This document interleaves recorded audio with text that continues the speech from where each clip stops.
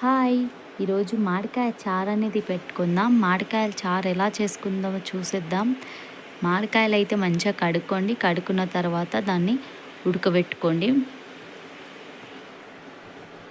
ఉడకబెట్టుకుని చూడండి, మంచిగా ఉడికిపోయినాయి. కలర్ కూడా చేంజ్ అయిపోయింది చూసుకోండి.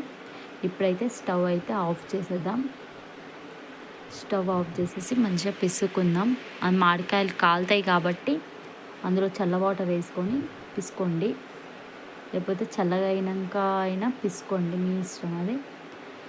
ఇప్పుడైతే ఆ వాటర్ అయితే సపరేట్ చేసుకొని ప్యాన్ పెట్టుకుందాం స్టవ్ మీద. ఆ వాటర్లో కొంచెం కారం, కొంచెం పసుపు, కొంచెం అల్లం వెల్లుల్లి పేస్ట్, కొంచెం అల్లం వెల్లుల్లి పేస్ట్ వేసుకున్నామండి. ఇప్పుడు ప్యాన్ పెట్టుకోండి. ప్యాన్లో కొంచెం జీలకర్ర, కొంచెం ఆవాలు మంచిగా వేడి అయినాక చూడండి, కరివేపాకు, మిరపకాయలు వేసుకోండి, మంచిగా కలుపుకోండి.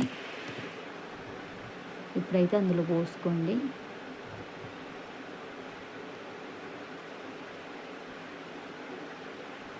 చారు అనేది రెడీ అయిపోయింది. ఇప్పుడైతే కొంచెం సాల్ట్ వేసుకోండి, సరిపైననే వేసుకోండి. ఎంత సరిపోతుందో అంత వేసుకోండి సాల్ట్.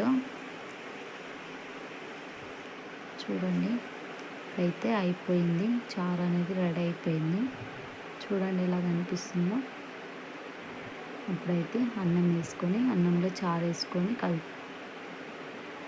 వేసుకోండి.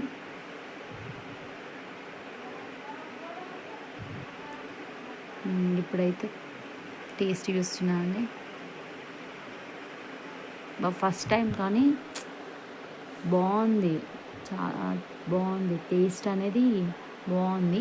మీరు కూడా మామిడికాయలు చాలా ఉంటాయి, ఏమేమి చేయాలో తెలియకపోతే ఇదైతే ట్రై చేసేయండి.